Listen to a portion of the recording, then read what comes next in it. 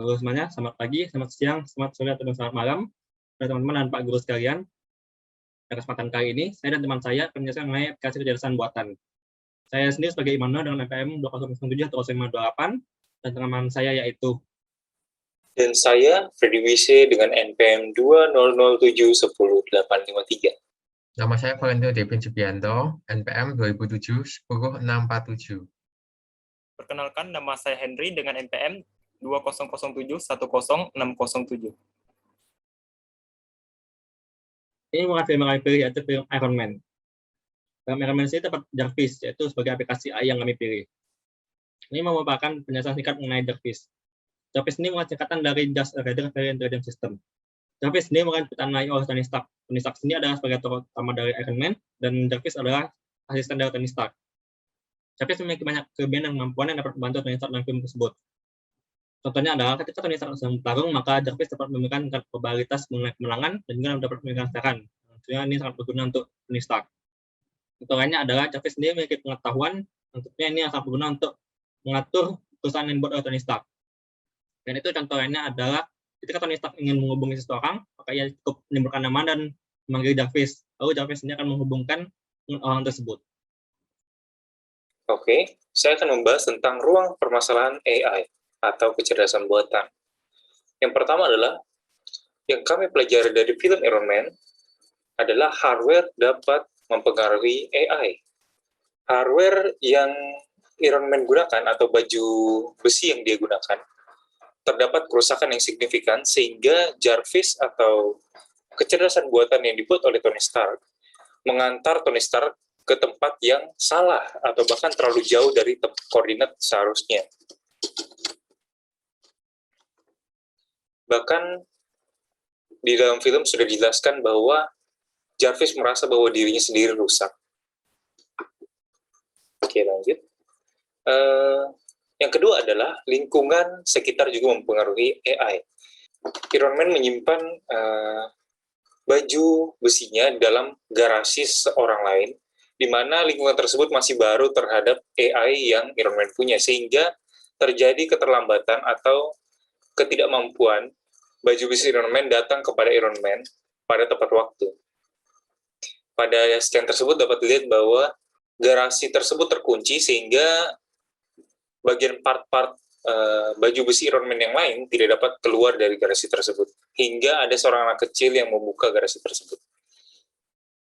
Selanjutnya, masih terdapat kesalahan dalam tingkat probabilitas. Hal ini dapat dilihat pada scan di mana Iron Man menyelamatkan orang-orang yang terjatuh dari pesawat. Pada scan tersebut, Iron Man menanyakan kepada Jarvis berapa banyak orang yang sedang melayang di udara, dan Jarvis menjawab 16 kalau tidak salah. Dan kemudian Iron Man bertanya lagi, berapa banyak orang yang bisa diangkut, dan Jarvis pun menjawab hanya 4.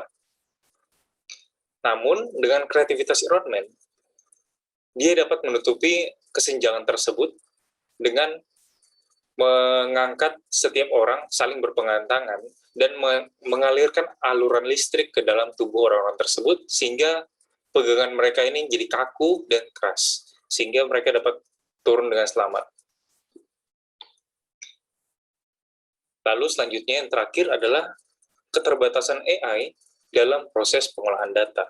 Seperti yang saya bilang tadi, lingkungan sekitar juga mempengaruhi AI, di mana keterbatasan AI dalam proses pengolahan data ini sangat-sangat terpengaruh, di mana karena mungkin tidak adanya awak dalam baju besi tersebut, sehingga tidak dapat memperhatikan keadaan sekitar, ataupun AI tersebut masih terbatas dalam mengolah data yang ada di sekitar baju besi Iron Man.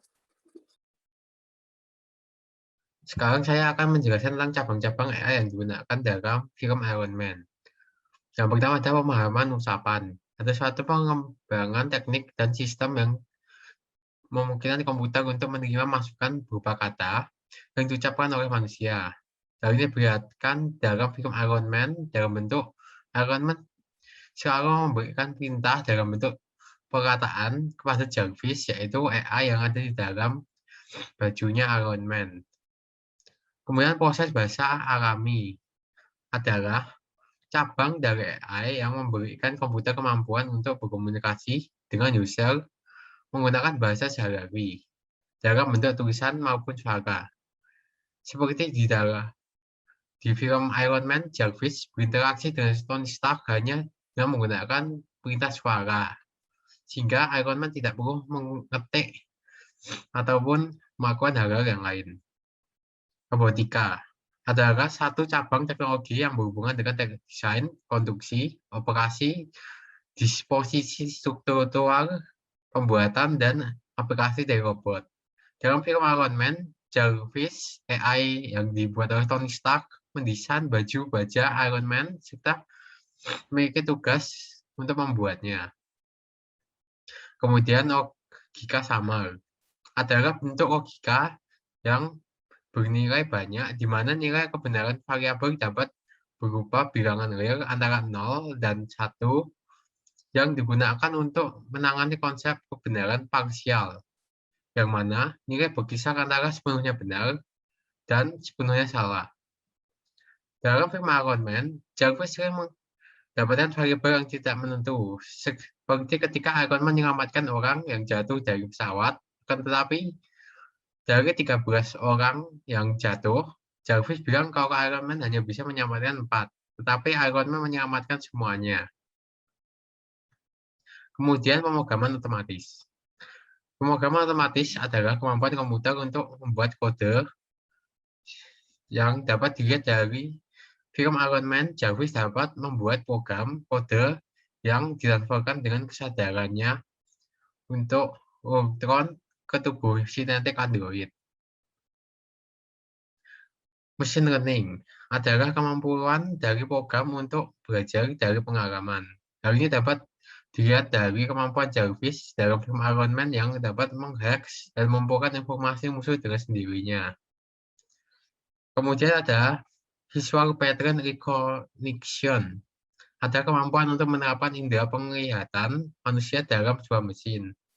Dalam film Iron Man, Jarvis mampu mengenali serta merekam bentuk dan wajah seseorang. Kemudian Bayesian Network. Ada suatu model grafis probabilitas untuk mempresentasikan sekumpulan variabel dan ketergantungan probabilitas. Dalam film Iron Man, Jarvis mampu memprediksi pergerakan musuh dengan mempelajari pola bertarung musuh tersebut. Kemudian yang terakhir adalah sistem pakar. Sistem pakar adalah komputer sebagai sarana untuk menyimpan pengetahuan para pakar sehingga komputer memiliki keahlian pakar-pakar tersebut untuk menyelesaikan masalah tersebut. Seperti interpretasi atau menarik kesimpulan, prediksi, diagnosis, perancangan desain, dan lain-lain.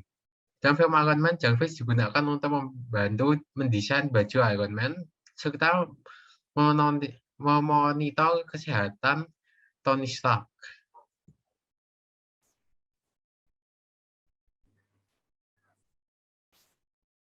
Baiklah, selanjutnya saya akan menjelaskan mengenai pengetahuan yang ada di aplikasi. Yang pertama yaitu logika, di mana Jarvis ini bisa berpikir secara logika. Yang kedua yaitu matematika dan statistik, sehingga memungkinkan Jarvis untuk bisa menghitung dan memperkirakan probabilitas kemungkinan terjadinya suatu kejadian. Selanjutnya adalah pengolahan citra. Pada pengolahan citra, Jarvis bisa membuat atau mengolah citra sehingga menjadi berbentuk hologram. Selanjutnya adalah pengenalan pola. Dengan adanya pengenalan pola, maka Jarvis bisa melakukan face recognition, mengenali lawannya, serta dan lain sebagainya. Selanjutnya adalah pengetahuan biologi, sehingga Jarvis bisa mengecek dan memperkirakan kesehatan dari pemiliknya, yaitu Tony Stark. Selanjutnya adalah sistem adaptif.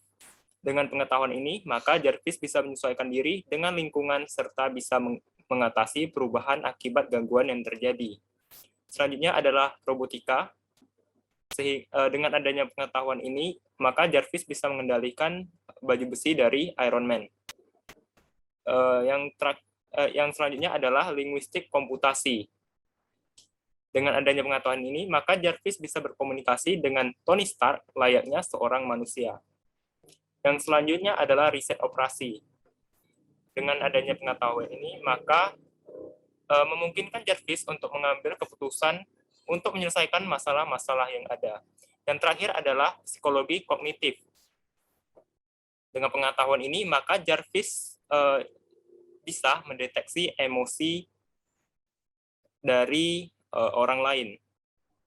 Baiklah, sekian penjelasan dari kelompok kami. Mohon maaf apabila ada kesalahan, dan terima kasih.